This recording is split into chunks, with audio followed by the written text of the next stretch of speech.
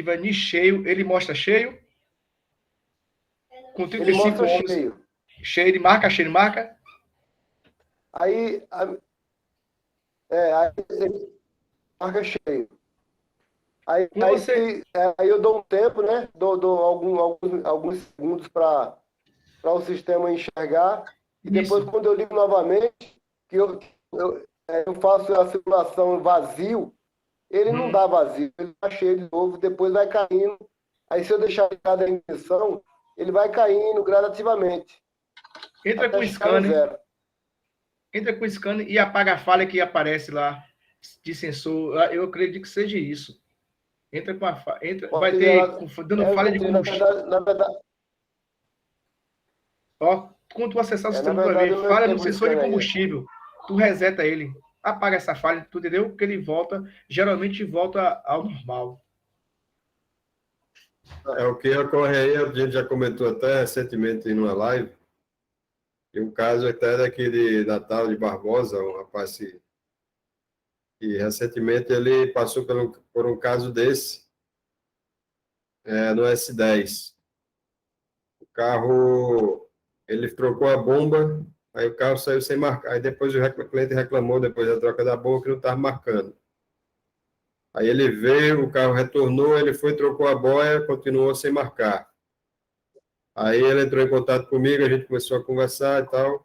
Aí eu olhei no diagrama elétrico, quando é que circulava o sinal, se era da boia, porque o que ocorre? Ele pode ser, a boia pode mandar para o BC, para o body computer, e o body computer mandar via Redicam para o módulo de injeção ou o inverso, certo?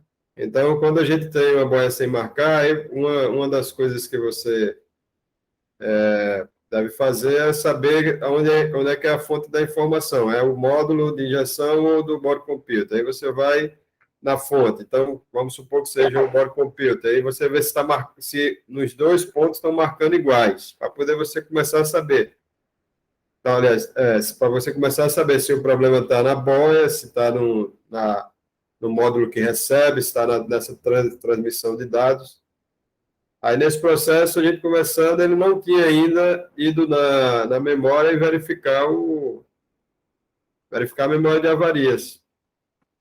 Aí foi quando a gente conversando, aí recomendei, ele foi lá no módulo, tinha falha gravada. Na verdade, o que ocorreu? Quando ele foi trocar a bomba, provavelmente deve ter ligado a ignição com o módulo da bomba desligado, e gravou a falha do sensor de nível. O problema começou aí, porque ficou a falha gravada. Então, é como o Saulo está falando aí. Se você está com problema de sensor de sensor de nível, problema real, aí você vai e resolve o problema, mas você não zera, não apaga a memória, o sistema ele continua trabalhando digamos assim, recovery. Né? Recovery é o quê? O sistema descarta aquela informação, grava a falha e só vai começar a reconsiderar a informação novamente depois que a falha for zerada. Isso mesmo, professor. Agora é importante você... Agora, sempre quando você pegar uma falha, não está marcando... Você falou no início que não estava marcando bem no painel, era isso? Não, estava marcando, mas só que errado, né? Sim, marcava, mas painel foi irregular. trocado, né? Uhum. Irregular. O Pronto, cliente acabou que ficou sem combustível na rua, marcando. Então, aí outra coisa importante é você ver aquilo que eu disse. Já que a informação vai para dois pontos diferentes, então é bom você ver se essa indicação de irregularidade está nos dois pontos, porque pode ser que esteja vamos supor que esteja só no painel, e lá no módulo de injeção esteja coerente com o que está marcando lá. Então, você já descarta a possibilidade de ser, né, o sensor, estafiação, porque se num ponto está marcando corretamente, é um dos pontos que fazem parte de um processo de diagnóstico de Redicam, né? Você identifica onde é que é a fonte da informação e a partir dali você certifica, ó, A informação sai o sensor está... O que a gente tem que raciocinar? O sensor, ele faz parte de qual sistema? O sensor de nível faz parte do sistema de injeção. Então, na hora que no painel está marcando errado, eu vou primeiro ver se lá no sistema de injeção também está marcando errado. Porque se no sistema de injeção estiver marcando corretamente, já que ele faz parte desse sistema, então é do módulo de injeção para o painel.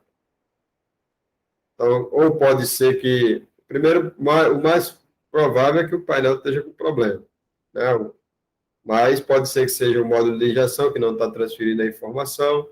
Aí você entrando no painel, você vai entrar na memória de avarias, ver se tem algum indicativo de erro de comunicação, de erro de dados entre o painel e o módulo de injeção, né? Isso aí é rede campo pura aí.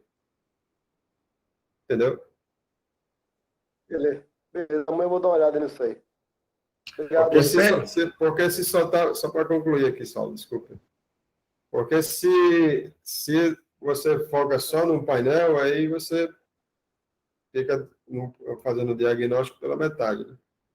Porque você está analisando o painel, aí, se no módulo de injeção tiver ok, for um sistema onde a informação vai para o módulo de injeção, aí você já descarta, você já não vai mais trabalhar em cima de sensor de nível.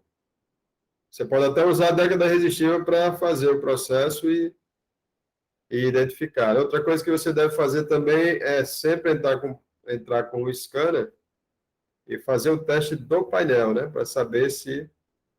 Normalmente, o scanner ele tem essa opção de você testar atuadores, você vai testar o relógio do painel.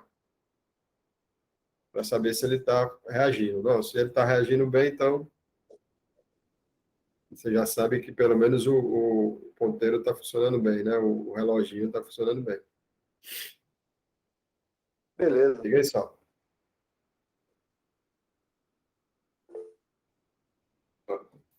Microfone. Então, Célio, é isso também que o professor falou aí. Eu ia te falar uma coisa, mas tu já viu que o problema está num painel, não é no sensor embaixo, porque às vezes acontece muito um falhamentozinho naqueles terminaizinhos cá no tanque do carro, entendeu?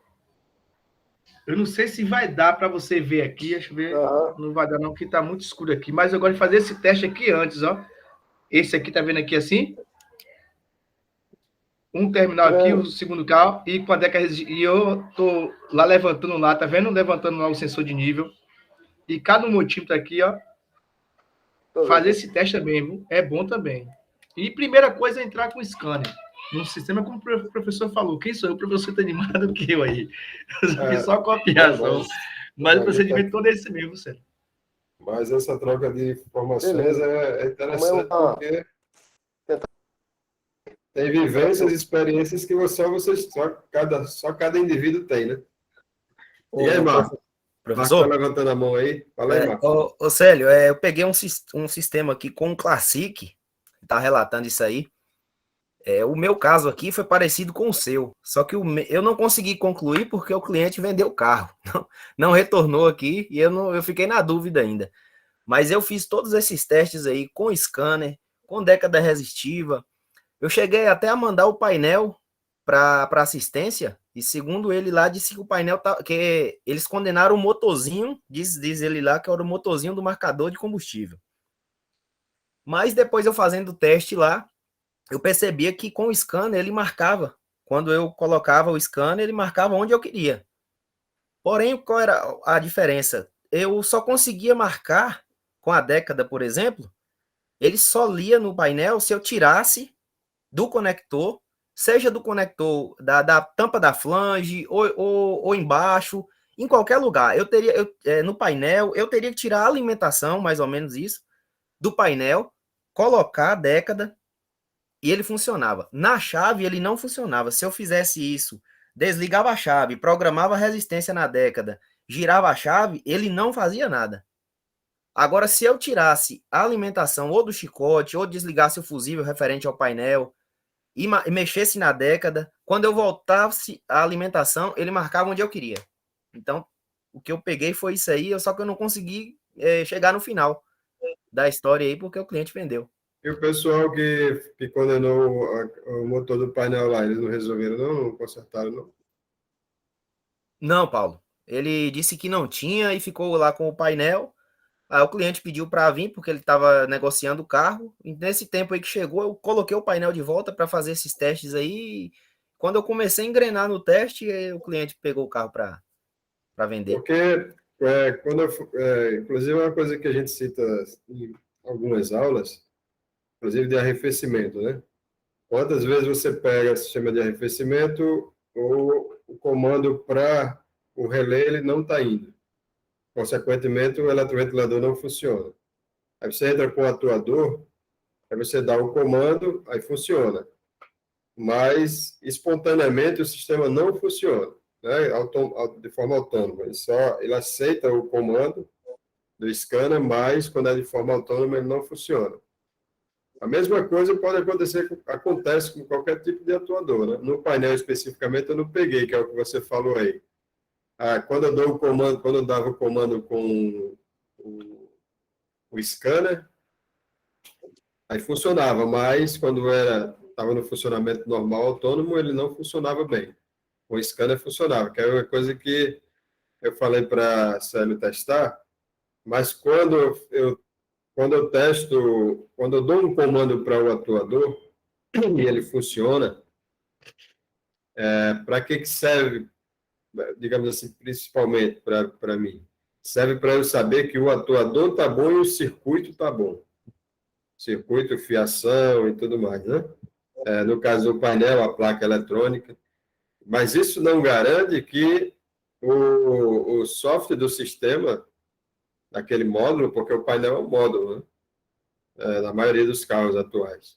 Isso não significa que o software esteja funcionando bem, né? Então, às vezes, mesmo que eu dê o comando, como eu falei, o comando serve para eu saber se o circuito elétrico e o componente está bom, o atuador.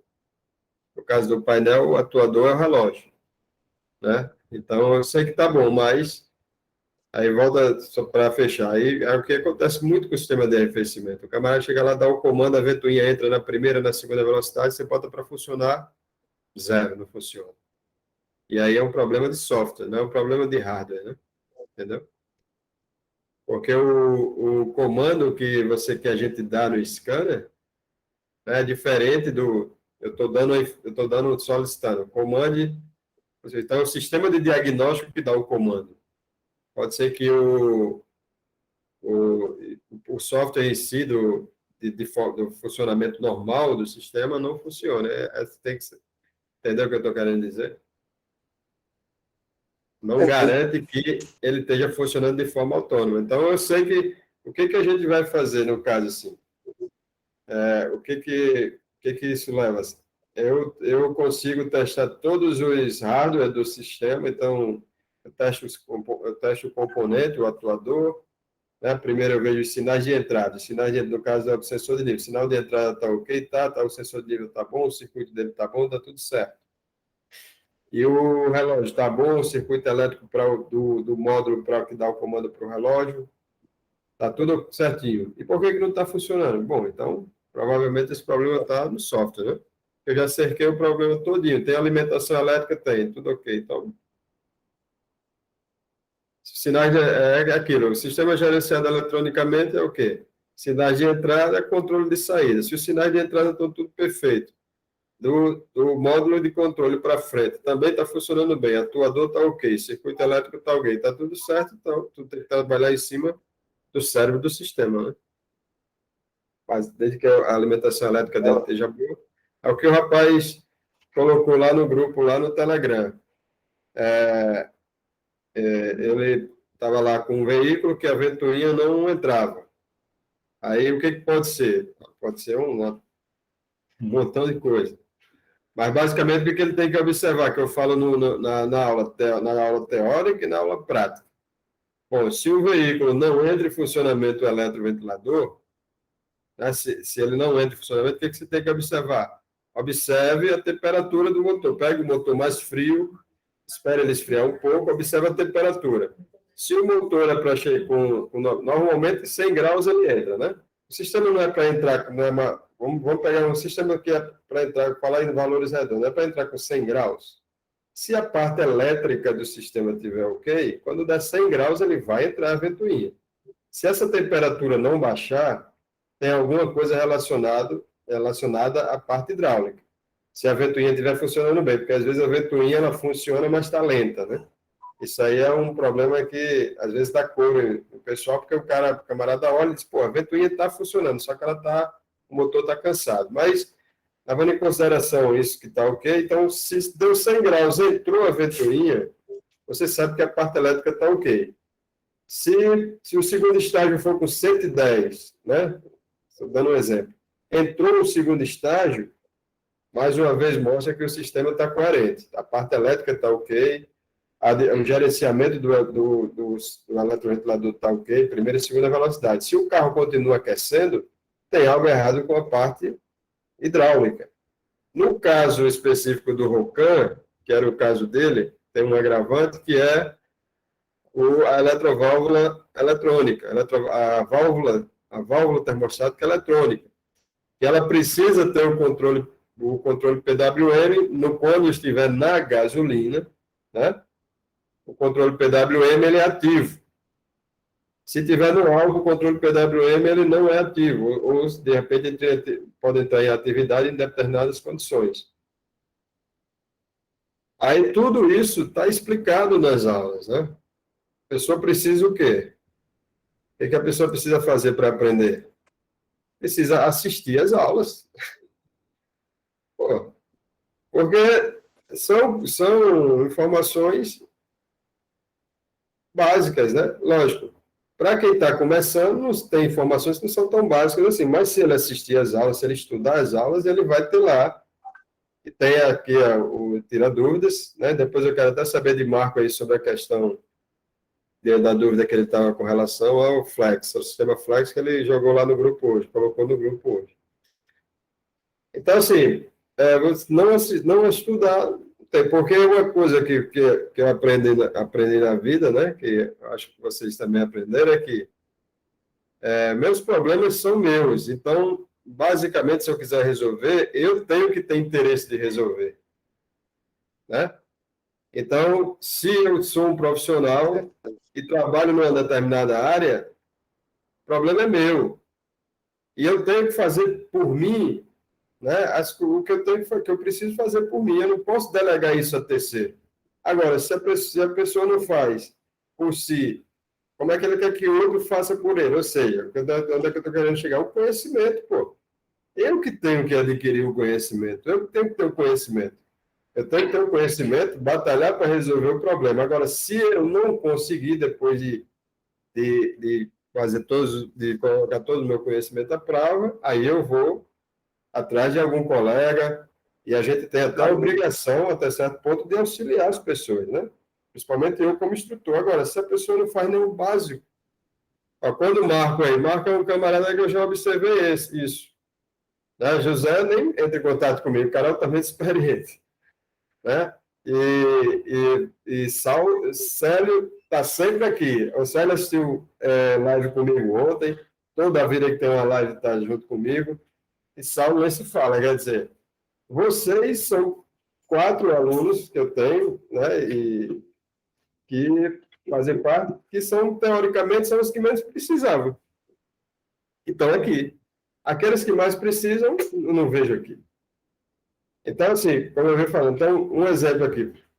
Então, quando uma pessoa vem atrás de um auxílio, o cara diz, já fiz isso, você vê que tem uma coerência, o camarada, o cara já fez aquilo, já realmente está fazendo o que precisa ser feito. Aí a gente chega junto para auxiliar. É claro que a gente tem, nos diversos cursos que eu tenho alunos de vários níveis, e a gente respeita isso, mas quando a pessoa não fez nem o básico, não assistiu nem a aula, como é que ele quer? Não, primeiro você vai assistir a aula, ainda assim a gente vai dar alguma dica, não sei o quê, mas o que acontece quando a gente vai dar uma dica para uma pessoa que não tem nem o conhecimento básico? Ela não entende, porque ela não estudou nada. Então, por mais que eu diga, você vai fazer o teste, de vez em quando entra uma pessoa em contato comigo, aí, só para me fechar aqui, para não me alongar mais, né? De vez em quando tem uma pessoa em contato comigo que eu nem conheço, o cara assistiu um vídeo meu, pede uma ajuda, eu vou lá e vou tentar ajudar o camarada. Aí, várias e várias vezes eu digo, olha, aí você precisa testar o chicote. Eu até comentei isso, eu acho, na aula. Você precisa testar o chicote, precisa fazer isso, ver a alimentação elétrica. Como é que eu faço? Para testar, selecionar o multímetro selecionar o multímetro, instrumentar o multímetro, testar o chicote, passo a passo. Eu tenho que dar uma aula para a pessoa, né? Não dá para ser dessa forma.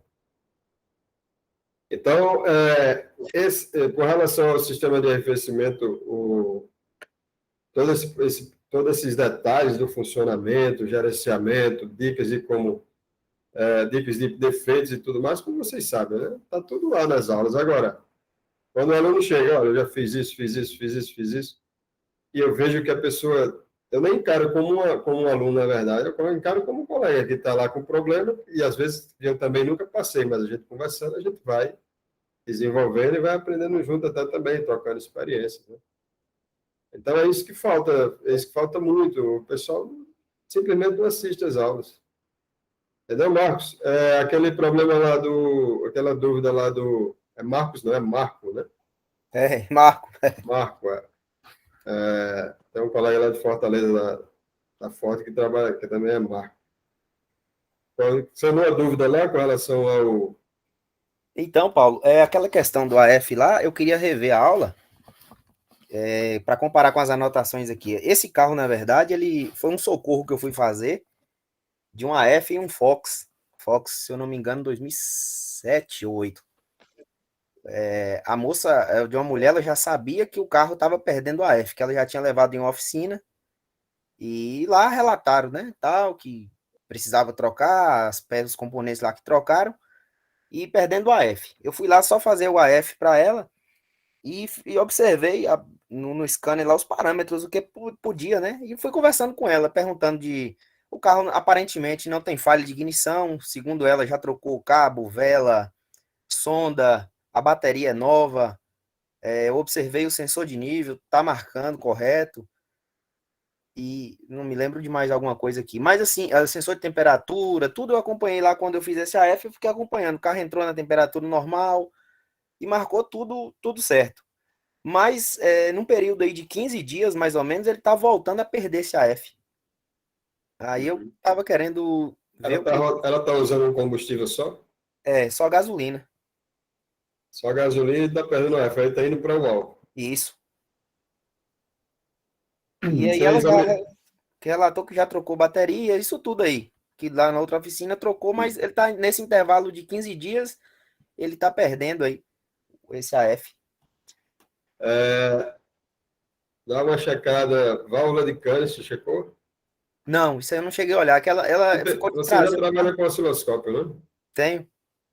Pronto, é para ver a válvula de cânion, é um sinal, como a gente analisa o do injetor, né? Sei, Pronto, aquilo é válvula de cânion, é o circuito de alimentação de combustível da fase fria.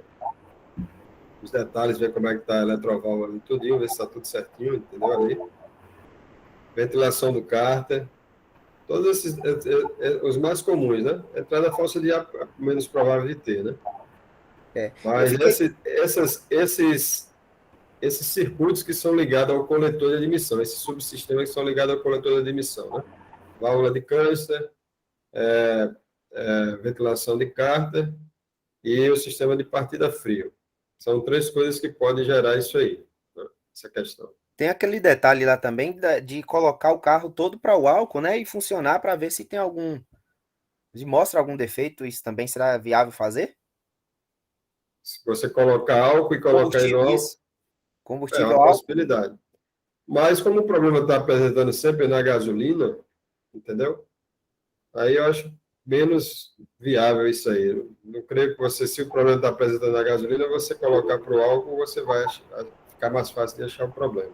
Ah, certo. Pelo menos de imediato aqui eu não vejo, não. Eu acho mais viável você analisar esses pontos, né? Além de a situação se o sensor de nível está marcando corretamente, porque o sensor de nível é importante para a manutenção do AF, tanto para a abertura da janela de AF, como para a manutenção do AF. Tá certo. A minha dúvida era essa, eu queria rever lá para eu ver o que eu estava esquecendo de E sonda olhar. lambda, né? Sonda lambda, Isso, se ela não está falhando em algum ponto, se não está lenta. segundo ela até trocou já essa sonda. E esses básicos aí que eu disse, né, que já foi trocado tudo. Então eu tava querendo era lembrar É, mesmo algum detalhe aí. o sistema de escapamento, ver se está ok, né? Ele tá, isso que eu percebi, ele tá sem o catalisador. Pelo É bom. funcionado dele lá, eu vi que ele tá sem o catalisador. Uhum. Então dá uma checada nisso aí, porque o que acontece? Ele tem sonda pós, Eu acho que não, Paulo. Não tô me lembrando direito, mas eu acredito que não. porque também tem que levar em consideração isso, porque a sonda pós, às vezes, dependendo do sistema, ela vai ser utilizada para fazer o ajuste fino Ah, da tá. mistura. Diga aí, José. Não, eu queria só reforçar aí o que o senhor falou sobre a válvula canister e o sistema de ventilação, para ele dar uma checada também no óleo do motor. Às vezes está contaminado, e aí ele vai puxar para o álcool mesmo. O sistema se perde no AF e acaba indo para o álcool, né? Então, óleo de motor. Fala, Saulo. Ô, professor, uma coisa interessante. Eu também já peguei um carro assim, já com esse tipo de problema aí. O carro, o carro tava. Sempre o cliente meu abastece com gasolina. Só que toda vez que eu ia acessar o sistema dele, no sistema lá, né, tava só lendo o álcool. Aí eu cheguei, ajustei para gasolina, rodei com o carro falhando mais do que tudo. Aí eu retornei, botei para o álcool, o carro chegou, funcionou bem. Aí você está me falando agora, quando ele faz esse, eu só mandou, eu vi o senhor falando aí, para olhar a temperatura na partida, durante a partida, na primeira partida durante o dia, ou como é esse detalhezinho que o senhor comentou aí? A temperatura eu não falei, não. Mas Não? Então. mas é importante na primeira partida ver como verificar todos os parâmetros tem que estar dentro do padrão. Temperatura do ar, da água, tudo certo. Isso, né? É, E olhar essencial também, você falou, é o sistema de ventilação do carro, né? E a válvula do câncer, né? Daqueles carros é. também, né? Todos E a partida esses, frio, correto? isso. Pronto. Logo lá no início dos sistemas flex, um problema que dava muito na linha Fiat era a eletroválvula de fluxo da bomba para o coletor. A eletroválvula de partida frio, né? Ela travava um pouquinho aberta às vezes, aí o motor ficava respirando a gasolina. Bem pouquinho, né? E ia mudando a F aos poucos, o carro chegava encharcado, era dor de cabeça. Aí depois que a gente, no meu caso específico, né? Lá na oficina, depois que a gente acertou o primeiro, aí pronto. Aí quando chegava eu já sabia, eletroválvula. Hoje em dia, como o pessoal já não usa mais há muito tempo, né? Normalmente o pessoal não bota gasolina mais no tanquinho, né? Aí o que acontece? Fica seco o tanque. Aí, em vez de vapor de combustível, ele fica se der problema, ele fica puxando ar. Entendeu? Fica puxando ar, não é isso? Ele está seco o tanque, ele fica puxando ar e aí começa a empobrecer a mistura. Aí a mistura começa a ficar pobre, o sistema vai achar que é o quê? Que é álcool. Vai para gasolina, né? Ou então também tem aquela possibilidade. O sistema, como o José falou, vamos supor que o combustível esteja contaminado. Aí ele começa, o que vai acontecer com a sonda? Vai começar a indicar mistura rica. Aí o sistema começa a compensar os ajustes de longo prazo. Chega um ponto que ele chegou no limite e não conseguiu compensar, aí o que ele faz? Ele vai descarta a sonda, entra em circuito aberto, né? Que foi isso que a gente explica lá na aula. E aí o AF, se ele entra em circuito aberto da sonda, o AF automaticamente vai para o álcool. Por que a mistura rica faz ir para o álcool? Por causa disso, porque chega uma hora que, dependendo da gravidade, o sistema tenta compensar, não consegue, aí ele descarta o sinal da sonda. Se ele descarta o sinal da sonda, ele vai para o álcool. Agora, tem sistemas que também, eu falo isso também lá na aula, não sei se Marco assistiu a aula, deu tempo para assistir, Marco? Não, Paulo, não consegui assistir hoje, não. Pronto. Tem sistemas mais raros que ele vem, chama-se pré-setado, né? Quando o sistema sai de fábrica, ele vai pré-setado normalmente para o álcool. Então, qualquer problema que tiver, o sistema vai automaticamente para o álcool. tem sistemas que servem presetado para gasolina. Qualquer problema que tiver, ele vai para gasolina. Por isso que acontece, que a gente também fala na aula, que eu tenho que ter cuidado para quando eu for apagar a memória, tem sistema que quando eu apago o reset do sistema, faço o reset do sistema, aí o carro não pega. Porque aí quando você faz esse processo, joga o sistema para o ajuste inicial dele que está para o combustível que foi calibrado lá na fábrica, aí o carro não pega, aí você vai ter que ajustar, e às vezes o pessoal não entende isso. Pô, eu fiz o reset do sistema, causou um problema no módulo. Não é que causou um problema no módulo, é que você, sem querer, você mexeu com o F do carro, do módulo. O módulo está ajustado. Aí você tem que ir lá, com calma, ver qual é o combustível que está no tanque, né, e fazer o ajuste lá com o scanner para o combustível que está, e ele vai voltar a funcionar normalmente. Ah, isso aí eu assisti, eu já tinha assistido a aula, né? Eu tinha anotado aqui isso aí, eu fiquei atento. Eu queria mesmo era rever para ver se eu não tinha passado nada. Ô, Paulo, aproveitando aí. São vários detalhezinhos, né, que no calor do dia a dia você realmente... Aí eu corro para meu caderno aqui.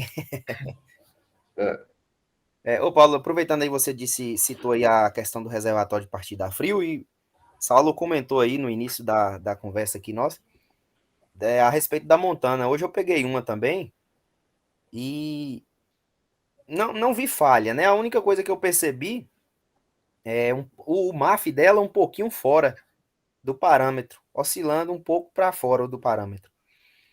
Porém, o ajuste de curto e longo prazo... Para cima ou para baixo? Para cima. O ajuste de curto e longo prazo empobrecendo demais. Empobrecendo não, dando negativo, um valor negativo, né? Quer dizer que a mistura tá rica, não é isso? É porque se o MAF estiver indicando uma carga alta, o que vai acontecer? O tempo de injeção vai subir, acima do normal. O tempo de injeção meu tava normal no carro, tudo normal. Só o MAF que é um pouquinho alterado só. Não é muito fora do parâmetro. A questão, o MAF está alterado, vamos levando em consideração que o MAF está ok, né? Você pode ter um problema de entrada falsa de ar, por exemplo, vai alterar o MAF. Se você tiver um problema de mecânico no motor, também vai alterar o MAF. É assim? Isso. Então, vamos supor, se for um problema mecânico ou entrada falsa de ar, vai dar mistura pobre, e aí o sistema vai, na verdade, ele vai compensar para rico o ajuste. Agora, se for um problema mecânico, um desincronismo, por exemplo, uma fasagem errada, vai dar alta, a mistura vai ficar rica, o sistema vai tentar empobrecer, né? Vai trabalhar para empobrecer, aí vai ficar negativo o ajuste. Então, tem que ver se não é essa possibilidade. Ou filtro de ar obstruído, que é pouco provável, porque isso aí... Esse é novo, não estava não. Pronto, eu fiz a limpeza do TPI. Ou então filtro de ar de má qualidade, isso às vezes acontece, né? Principalmente em carro turbo, que é mais sensível a isso aí. O que eu estou querendo dizer é o seguinte, tem todas essas possíveis variáveis, né? Agora, se você está com ajuste, no caso, o ajuste lá está empobrecendo, não é isso? Está debitando combustível, não é isso? Na verdade, ele está negativo. No caso, ele está pedindo para o sistema empobrecer, não é isso? Empobrecer, exatamente, porque a mistura já está rica demais. Está rica demais. Aí, como vocês falou aí da questão do reservatório de partida a frio, eu observei que ele tinha uma falha gravada de partida a frio. E o cliente, ele abasteceu o reservatório lá. Aí, então, assim, a minha dúvida aqui será que é o MAF que alterou o ajuste de curto e longo prazo, ou pode ser um problema na partida a frio? Porque, né, tá como se tivesse uma mistura rica. Bico eu olhei, bomba, pressão de bomba eu olhei. O que a gente precisa definir nessas condições é o seguinte, né? Se você tiver vamos supor, se você tiver uma mistura, vamos supor uma situação hipotética, eu tenho um injetor que esteja injetando demais. Isso vai causar uma mistura rica e vai mexer com a marcha lenta do veículo, concorda? Certo. Vai mexer com a marcha lenta do motor. E aí pode causar alteração lá no MAP, ou seja, no MAF, né? MAF ou MAP, né? Então, a alteração do componente é uma consequência de um outro problema que está acontecendo no motor. poderia ser um injetor, poderia ser um problema mecânico de sincronismo. Então, é isso que, aí é onde entra, né? É bom abordar isso aí, porque aí é onde entra a necessidade, às vezes, de você resolver o problema. Você está com o veículo, você está no veículo, né? Porque por mais que você passe, às vezes, dados, vocês mesmos, né? Quantas vezes a pessoa não chega para você, um colega, e passa as informações para você? Mas você não está no carro para ter a sensibilidade de saber o que está acontecendo, né? Fica Porque perdido. o MAF está alto, beleza. Aí eu estou te dando as possibilidades. Ó, pode ser que seja um problema mecânico, mas pode ser, dependendo do injetor, ele pode também poderia ser a causa também do problema, problema de ignição. O que é interessante é que o ajuste de combustível e a sonda lambda, né, ele vai te dar um norte, né, o que está acontecendo com aquela mistura, né? E a partir daí é que você vai analisando os pontos, porque o ajuste de curto prazo ele está me dizendo que ele está tendo que tirar combustível, né? Então, isso quer dizer que a mistura está rica, né? Então, a primeira coisa que eu tenho que saber, a sonda lambda está realmente trabalhando corretamente para dar essa informação? Pode ser que a sonda esteja com problema. A mistura, será que realmente está rica? O primeiro passo que eu tenho que investigar é isso aí. O ajuste de combustível é uma reação do módulo em cima de uma informação da sonda. Então, a primeira coisa, a sonda está indicando mistura? Tá. Mistura rica? Tá. A mistura está realmente rica e a gente vai ter alguns indícios de que a mistura está rica, né? Assim? Isso. Então, a partir realmente a mistura está rica, beleza. Então, vamos ver o que está causando essa mistura rica. O cliente relatou para mim também, Paulo, que em determinado momento ele sentiu um cheiro muito forte de combustível dentro do carro. Uhum.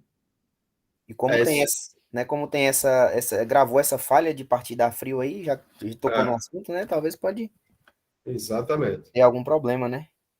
Por isso que o relato do cliente é um quesito que a gente tem que... É uma ferramenta que a gente tem que contar, né? Pode ser por esse detalhe, né? Onde está o problema do carro. Exatamente.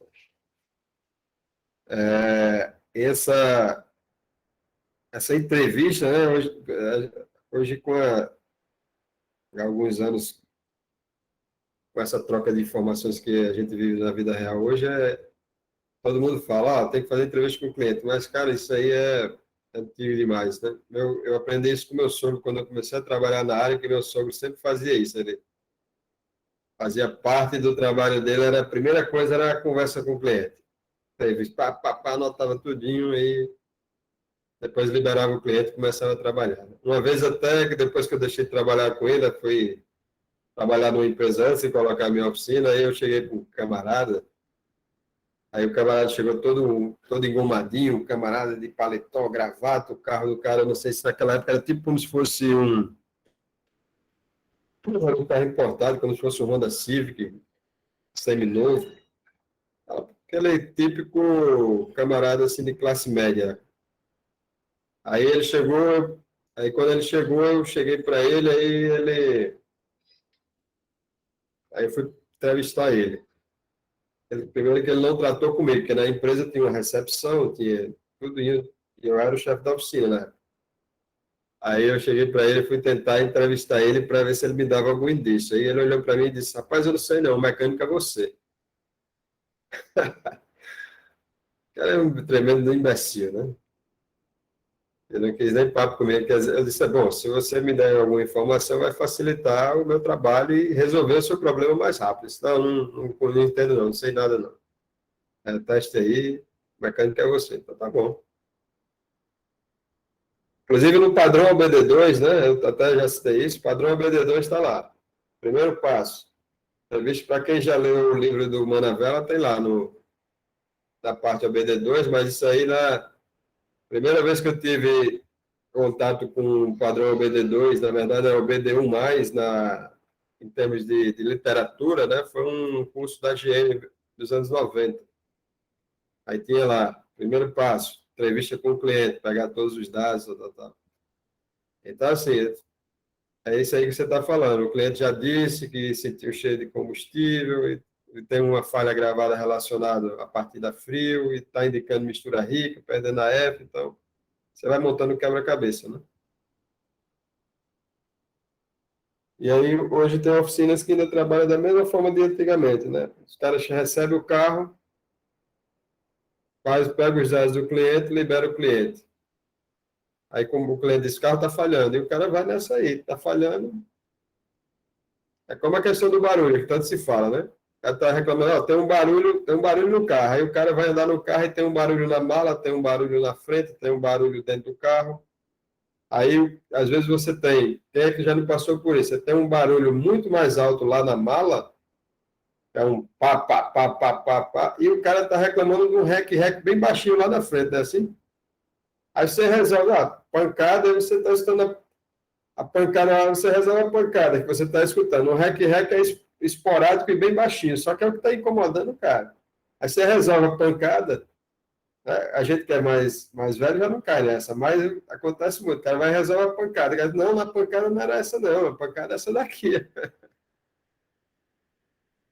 Você perdeu um tempo danado, trabalhou à toa e o cara ainda ficou insatisfeito porque você fez ele perder tempo, que deixou o carro lá e você não resolveu o rec, recebeu o papapu. Aí é de lascar. Realmente, eu faço isso daí, viu, professor? Primeira coisa, eu pergunto pro cara com relação a barulho, né? Eu falo assim, vamos andar pra gente ver qual que é o barulho que te incomoda. Porque o carro tem vários barulhos. Se eu for andar aí, eu vou ouvir vários. Mas eu quero saber qual que te incomoda. Pois é, exatamente. Porque é comum demais. Eu tive uma... E quando você... Por exemplo, eu tive algumas vezes, né, mas teve uma específica de uma moça aí que ela era musicista, né, música, né? Trabalhava na orquestra aqui. Aí tem um ouvido afiado, né? Qualquer ruidinho, esse pessoal escuta. Eu, para achar esse problema dela, que era um ruidinho que aparecia, um barulhinho que ela notava que para achar foi um problema. Então, tem que andar com o camarada e para saber se para atender o que ele quer realmente. Então, pessoal, aqui para quem ainda não viu, esse vídeo aqui, ó, não sei se todos viram quando eu recomendei, certo? O sinal PWM aqui é do Ford, né? Então, eu fiz com a chave ligada, com ele funcionando, né? Várias condições diferentes. Então, aqui nesse vídeo tem um vídeo para o canal, mas é praticamente uma aula, porque eu fiz o teste em várias condições. Esse aqui é o controle, né? Da válvula termostática. Válvula termostática eletrônica, né? Então, em alguns veículos, mesmo que não seja flex, né? O que ocorre? Determinadas condições de funcionamento do veículo, né? Vamos supor, numa estrada, por exemplo, onde a temperatura do motor tende a baixar, né? Assim, trabalhar abaixo do normal. Então, alguns fabricantes utilizam a válvula termostática eletrônica, mesmo o carro não sendo flex, para poder controlar essa condição de funcionamento do motor, tá certo? Para não baixar demais a temperatura. E no caso dos veículos flex, né, ele é para, no álcool, né, o ideal é que o motor trabalhe numa temperatura mais alta.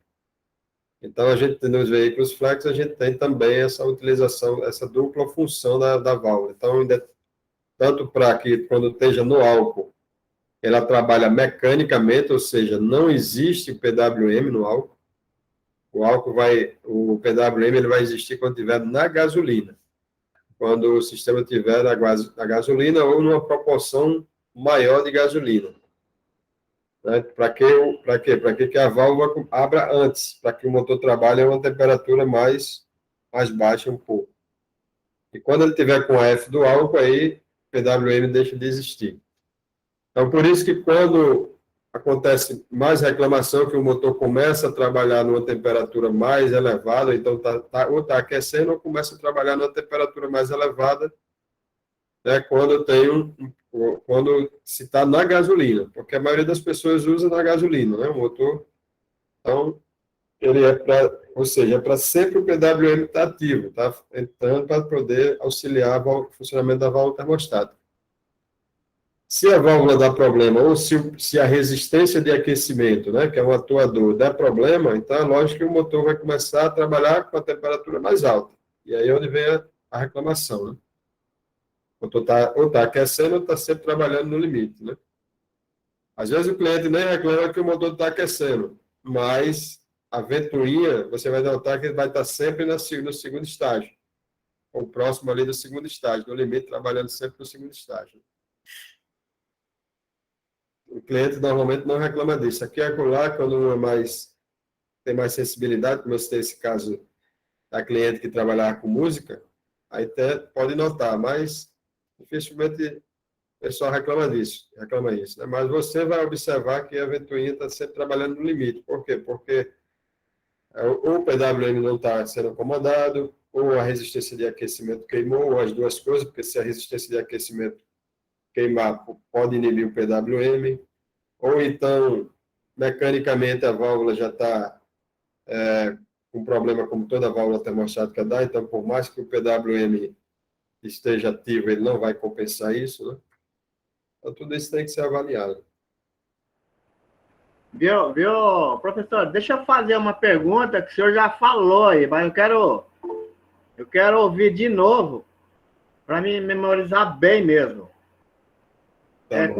Com relação aos comandos de atuador, sensor no scanner, vamos supor, vamos voltar lá na conversa que o rapaz teve lá, do Fiesta, do aquecimento lá. Quando a gente dá o comando para acionar o atuador lá, vamos falar do eletroventilador, ele não aciona, tem algum problema na parte elétrica. Vamos supor que ele acionou, no caso lá dele, né? Um exemplo. Acionou, e aí? Não, se acionou... vamos aqui, deixa eu só abrir aqui o diagrama. O senhor já falou isso aí, mas eu quero que o senhor reforce de novo aí. Fazendo um favor aí. Tá vendo aqui o relé, né? Aham. Tá vendo aqui o relé. Então, o relé tem todas as entradas aqui da bobina. Deixa eu só aumentar um pouco mais. Então, na hora que eu dou o controle lá na hora que eu solicito ao módulo que mande o comando para o relé, então ele vai ter que mandar aqui, nesse caso, um negativo, não é isso? Certo. Então, se eu der o comando não acionou o eletroventilador, quando eu dou o comando aqui, quando eu dou o comando com o scanner, onde é que eu vou pegar, onde é que eu vou ver se chegou esse como é que eu vou saber se a ventoinha não entrar em funcionamento? O que eu tenho que fazer primeiro? Eu tenho que vir aqui e testar aqui, não é isso? Aqui, ó, na tomada. Assim? Tá entendendo o que eu estou falando? Não, entendi. Não, eu estou entendendo. Quando eu dou o comando, ele tem que funcionar. Se ele não funcionar, é lógico que eu vou verificar primeiro aqui. Está chegando tensão aqui? Tá. Não funciona, então é o ventilador. Mas se não funcionou e não está chegando um positivo, né? O negativo tem um negativo. Vamos supor, não, tem um negativo. Não está chegando positivo, então eu vou ter que vir na base aqui e ver se esse sinal está vindo aqui. É isso? Esse sinal é que começa tudo aqui. Na hora que eu solicitei pelo scanner, nesse caso aqui vai ter que sair um negativo pelo pino 24 e vir para o relé. Se esse negativo estiver vindo e mesmo assim não estiver funcionando, eu vou ter que examinar todo esse circuito. Beleza? Se não estiver vindo esse negativo, é isso que você perguntou. Não acionou, não está vindo esse negativo. Se esse módulo está bem alimentado, então eu tenho um problema aí no módulo. Mas eu dei o comando e veio negativo e funcionou. Mas quando eu coloco o veículo para funcionar normalmente, autônomo, liguei o motor, não está entrando a ventoinha, o módulo não está mandando o comando. Aí eu cito também lá na aula. O que pode fazer isso sem ser o módulo, que às vezes também causa pegadinha para a gente, é o sensor de temperatura lento. Então, o sensor de temperatura está atrasado, a temperatura está alta e ele está indicando baixo. E aí o módulo está demorando a dar o comando. Então, o motor vai aquecer porque o sensor de temperatura está baixo. Por isso que a importância de eu testar esse sensor desde a temperatura dele mais baixa possível, né? O ambiente que eu estou. Aqui na Natal, normalmente 20 graus, aliás, 30 graus, 28 graus, por aí. Então, eu posso ter um sensor que esteja lento, e aí o módulo não está dando comando. Eu dei o comando pelo scanner e funcionou tudo normal. Aliás, ele atendeu. Então, todo o circuito elétrico está ok. Eletroventilador, tudo certo. Né? Levando em consideração que o ventilador está bom, está girando na velocidade certa dele, normal. Mas, quando eu botei o motor para funcionar, chegou a temperatura de trabalho e esse módulo não deu o comando para o relé. Então, eu posso ter um problema, se eu não tenho um problema de sensor de temperatura atrasado, né, o sistema de arrefecimento, então eu tenho um defeito no módulo. Eu tenho essas opções. Tá? É isso aí que você estava querendo escutar? É isso aí que eu... Porque se eu tiver um sistema de arrefecimento, como acontece, às vezes é raro, mas é raro de acontecer, não é raro de você pegar um sistema de arrefecimento que está tão sujo, né, que a cápsula do sensor de temperatura está isolada com a crosta. E aí, como a temperatura não é transferida para o sensor de forma no tempo correto, aí o sensor fica indicando a informação atrasada. Aí o motor já está com 100 graus e o sensor está indicando 90. Então, tudo isso tem que ser levado em consideração, né? Eu concordo com você, mas o mais difícil é saber detalhes, porque, assim, quando a gente vai auxiliar, tem pessoas que, às vezes, a gente vai ajudar, a gente nota que a pessoa fica literalmente, fica chateada, porque fica frustrada, porque bota tanta... Acho que você já passou por isso e os outros aqui. A pessoa bota tanta expectativa que você vai resolver o problema para ele, e às vezes você não resolve, porque você não tem os detalhes. É verdade. Bota tanta expectativa, eu vou falar com o fulano que ele vai me ajudar a resolver, e às vezes ele não consegue, porque falta esses detalhes. Mas isso aí não é o mais difícil. O mais difícil, para mim, pelo menos, é aquilo que eu falei. O mais difícil é quando o camarada não sabe nem o básico. Porque aí você vai dizer para ele, teste o sinal PWM, teste a alimentação elétrica. Aí, às vezes, ele não sabe testar a alimentação elétrica, ele não sabe como é que a válvula funciona, não sabe qual é a função da válvula, não sabe como é que funciona direito a entrada da primeira e da segunda velocidade. Como é que você vai começar a ajudar? Porque uma coisa, né, é você passar já fiz isso, testei isso. Aí você, já fez isso, aquilo, está com comportamento aí, você vai dar uma dica, começa ali a desenvolver um raciocínio, e aí a gente pode chegar a uma conclusão. Agora, quando você já testou isso, não, como é que faz? Como é que eu faço assim? Como eu uso o multímetro em qual escala? Aí fica mais difícil. Fica praticamente, a gente vai ter que parar a vida e ficar trabalhando só com a pessoa, porque não tem o conhecimento básico, é aquilo que eu falei. Ele não está fazendo por ele, ele quer que eu faça, às vezes a pessoa quer que você faça por ele o que nem ele fez por ele. É verdade. Como é que Deus age, né? Para quem acredita em Deus, eu acredito, eu sei que você acredita, e eu sei se todos acreditam. Mas ele faz aquilo que você não pode fazer. O que você pode fazer é você que tem que fazer. Vida. Eu vou fazer por um colega, eu vou ajudar ele a fazer aquilo que ele não pode fazer. Agora, aquilo que ele tem que fazer, ele tem que fazer. O Michael Chess fala assim, viu, professor? O Michael Chess fala assim, como que o camarada, ele não se ajuda para a gente poder ajudar ele? Esse é o ponto. Ele não está nem ele se ajudando, como é que eu vou ajudar? Exatamente. Eu não me sinto estimulado a ajudá-lo, tá entendendo? Apesar de que, no meu caso, na minha posição, eu tenho a obrigação de ajudar, eu me coloco na posição de ajudar. Mas eu tenho que ajudar a partir de uma referência, ele tem que ter pelo menos uma base. E essa base eu passei, né? Eu passo nos treinamentos. Teoria, prática, estou aqui disponível toda semana para tirar as dúvidas.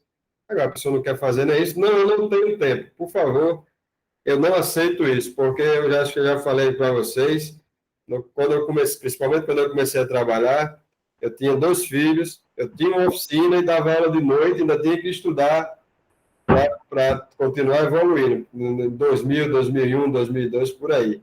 Então, eu sei o que é estar ocupado, entendeu?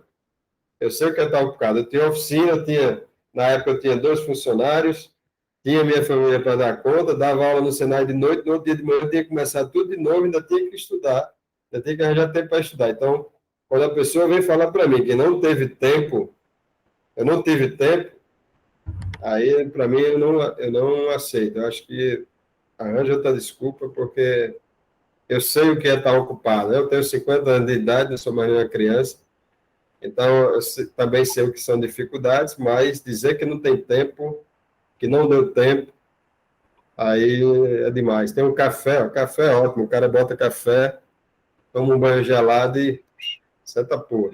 Mas tem uma coisa que eu também falo em diversas aulas, tá certo? Que é o quê? Quando o módulo ele diz que o problema está num componente, certo? Ele só vai acusar se ele tiver comunicação com aquele componente. Então, se ele está dizendo que existe um problema na válvula termostática, e nesse caso aí, nesse caso específico, é porque ele está identificando através da corrente elétrica e que o circuito não está fechando. Entendeu? Então, é praticamente certo de ser um problema elétrico, no circuito elétrico. Tem sistemas que aí tem uma aula só sobre isso também, que é o monitoramento do sistema de arrefecimento. Ou, aliás, na aula de arrefecimento a gente cita isso. Agora eu estou confuso se é uma aula específica, mas enfim, mas existe essa aula no curso. Que é o monitoramento, que mesmo que, como é que o sistema faz como? Ele faz um cálculo de tempo de funcionamento do motor. Mas ele não acusa, normalmente ele acusa o DTC falha no sistema de arrefecimento. Mas eu também digo lá, ela pode acusar falha na válvula termostática, tá certo? Ou falha no sistema de arrefecimento. Porque ele faz o monitoramento do tempo através do tempo de funcionamento e a temperatura do motor que era para ter chegado, vamos supor, a 100 graus e ele não chegou nem a 90 graus, né? Porque tem uma tolerância de 10%. Quer ver? O código de falha lá, dele, sistema de controle do aquecedor do termostato, sinal baixo, curto-circuito a massa nos cabos, relé, aquecedor e termostato. Olha só, por que eu vim para cá? Porque como eu falei em monitoramento, tá certo? Como eu falei em monitoramento, e mesmo que a válvula termostática não tenha o aquecedor, existe o monitoramento assim mesmo. Né? Em alguns sistemas vão ter um monitoramento assim mesmo. Mas só que quando eu leio o código e eu leio as possíveis causas aqui, ele está me dizendo que é um problema elétrico. É onde eu estou querendo chegar. Então, se a pessoa assiste a aula e realmente dá atenção, tanto que eu falo no TTC, os cuidados, né, as possíveis pegadinhas, mas muitas vezes entra num ouvido e sai no outro. Então, se a pessoa vem e analisa realmente, faz o dever de casa, né, vem aqui no código de falha, lê o código de falha, as possíveis falhas, ele está dizendo aqui que é um problema elétrico que está acontecendo no veículo. Quando eu me esforço o máximo e eu resolver o problema, aí eu tenho que fazer o que antes? Eu tenho que estudar. Então, eu vou estudar, desenvolver o raciocínio no processo que eu estou estudando. Né? O cérebro está fazendo as conexões. Quando eu pego o defeito, eu tenho capacidade de pegar um monte de informação e poder fazer uma síntese daquele monte de informação que eu estou tendo. E, a partir daquela síntese, eu agir e resolver o problema, e aí eu estou aprendendo. Agora, quando eu pego um problema, aí eu vou dizer, fulano sabe disso aqui? Sei. Aí eu vou e resolvo. Eu não estou fazendo nada, né? Então, eu tenho uma cliente minha antiga que ela está sem perder a visão de um olho, por causa de um trabalho mal feito do médico. E o médico muito conhecido, mas deu uma barbeirada, ela perdeu a visão. Ela foi para outro médico. Aí o médico fez um monte de exame com ela novamente, fez um monte de exame dela novamente, fez uma avaliação, não conseguiu chegar a uma conclusão, um médico bom. Aí tem um grupo tem alguma coisa diferente na nossa área, tem um grupo só de médico top daquela área voltada para olho, daquela especialidade. Então, os caras se juntam no grupo de WhatsApp também e vão discutir aquele assunto. Aí ele foi discutir com os colegas, avisou para ela, vou levar para um grupo, com a junta médica, a gente vai discutir o seu caso, vai ver se a gente vale a pena operar novamente. Né? Aí vale a pena operar, e vão operar o outro olho dela para não ter o perigo de causar outra barbeirada e ela perder a outra visão. Você acha que esse grupo de médicos vai aceitar que um oftalmologista qualquer chegue lá dentro no grupo, eu estou com uma bronca aqui, vocês acham que é o quê? É assim que funciona. Então, não você nesse lugar nenhum. Por quê? Porque vocês estão aqui, pô. Vocês estão aqui investindo todo o seu tempo, dinheiro, não sei o quê, batalhando, não sei o quê, para chegar uma pessoa e você pegar e entregar de mão beijada sem fazer nada. Qual é o estímulo que você vai ter? Porque quando você tem um camarada que está no seu mesmo nível, na sua mesma pegada, aí você tem vontade de ajudar ele, sabe por quê? Porque você também está aprendendo. A gente não faz isso também porque é bonzinho, não. Você faz porque o cara pegou uma bronca aqui, eu vou ficar aqui porque essa daqui eu também vou aprender. Então, você tanto está ajudando como você está aprendendo. É uma troca, né? Mas quando a pessoa... Aí não, vamos falar da situação do camarada. Não, ele está começando, é um cara que está começando. Tá bom, está começando, vamos ajudar a pessoa a desenvolver. Né? No meu caso, de novo, né? É uma obrigação como instrutor e também, para um colega, é também você é um ato de amor com outra pessoa, né? Você está ajudando alguém que está querendo alguma coisa, mas como é que o cara demonstra que está querendo? Se ele pelo menos estudar, pô. Mas o cara nem está fazendo, você está vendo que a pessoa não está fazendo, então como é que você vai começar? Não dá, né? É naturalmente desmotivante você fazer isso. Então é isso aí.